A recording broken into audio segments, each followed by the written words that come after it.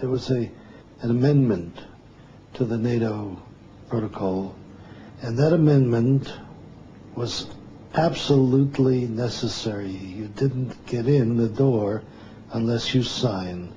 And what was in that amendment was the agreement of the government not to prosecute right-wing activists, right-wing activities, anti-communist activists in their own countries.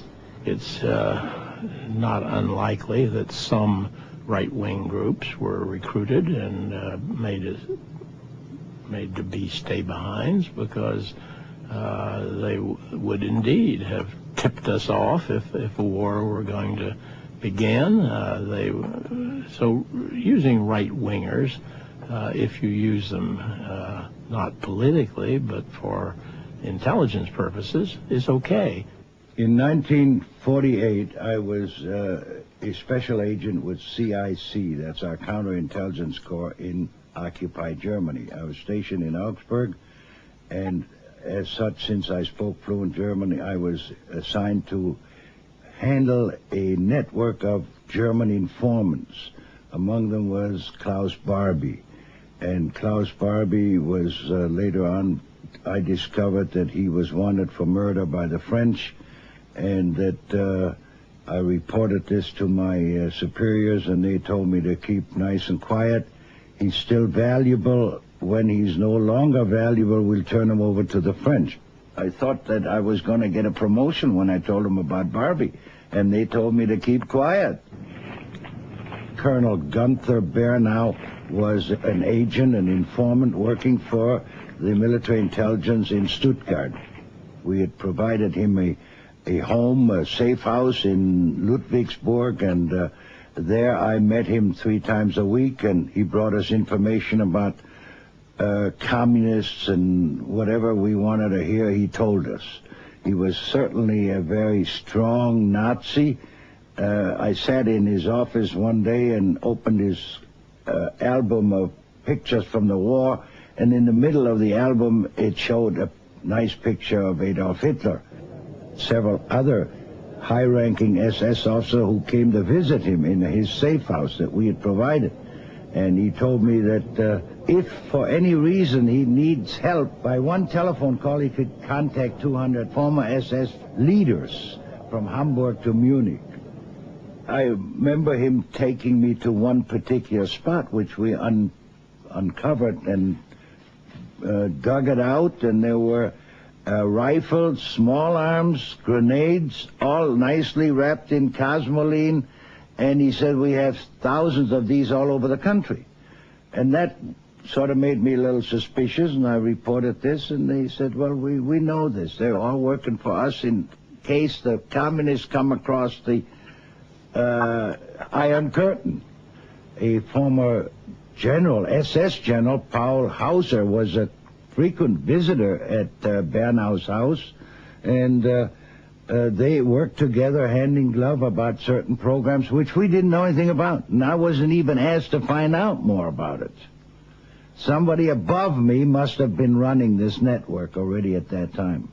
The man in Adenauer's office, who also had, I guess, his fullest confidence, who oversaw Gladio in its earliest stages, was a fellow named Dr. Globke, who was an ex-Nazi, who Adenauer had brought into the government the way he brought a lot of ex-Nazis into the government, because I guess his position was that these were the only people who really had any administrative experience, and so they were, I guess, denazified, if you want to call it that.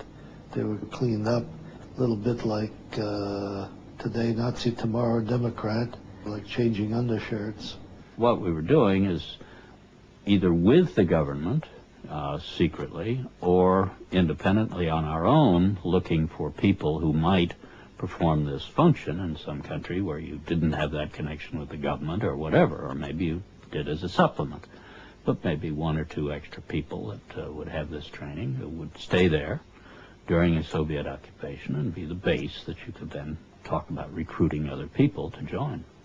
There was documentary material when Colby was station chief in Stockholm that he had been in touch with former Swedish volunteers in the Nordic legions of the SS, the Waffen-SS, and people who later came to be known, I guess, as Sveaborg, that he was recruiting these people.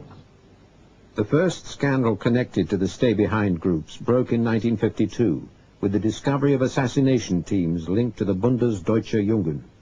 In all those countries, some elements of the social democratic or socialist parties aligned themselves with the communists into so-called national unity parties or socialist unity parties.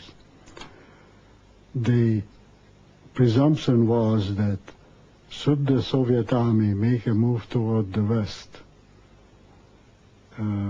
they would try to build some kind of a German puppet government in the German territory which they would occupy. The Bund-Deutsche Jugend was a right-wing political organization loosely affiliated with one of the political parties in the state of Hesse in Germany. And it was deemed that these people have the motivation and the willingness to serve as part of the underground should the Soviet army indeed overrun all or part of West Germany. Now, as part of these preparations against that day, somebody's enthusiasm ran away with his judgment, and they drew up a list of German politicians, including many prominent social democrats, who they thought might be the kind of people that the Soviet army would look for in trying to organize a puppet government. When the story broke, there was a considerable flap, and it was deemed desirable that General Truscott should personally explain to the people involved what had happened. And we explained the situation first to Chancellor Konrad Adenauer of Germany, then we explained it to General Matthew Ridgway, who was then the Commander-in-Chief of NATO, and finally, and most importantly, we explained it to Prime Minister George Sinn of Hesse, who himself was on that list. And Truscott explained to the Hessian Prime Minister that this was an unauthorized activity, to be sure only a paper exercise, but of which he was unaware, and it certainly shouldn't be interpreted as in any way casting aspersions on our confidence in Prime Minister Sinn.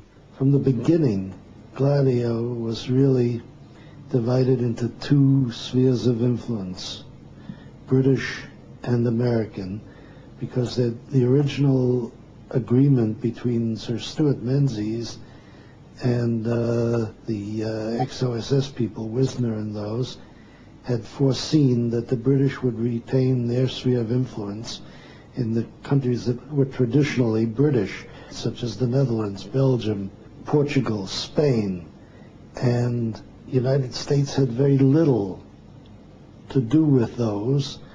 We'd see, or rather I would see, documents having to do with that, but if anything needed to be done, I would have to contact somebody who had that responsibility in DI6. Après la guerre, le chef de l'Intelligence Service, Menzies, Monsieur Menzies, a pris contact avec le ministre des Affaires étrangères de Belgique, Monsieur Spaak, très connu, M. Paul-Henri Spaak, et ils se sont entendus sur le principe de créer un réseau stay-behind belge en période de paix, afin justement de ne pas connaître tous les inconvénients et tous les dangers qui avaient été liés à la constitution de stay-behind pendant la guerre.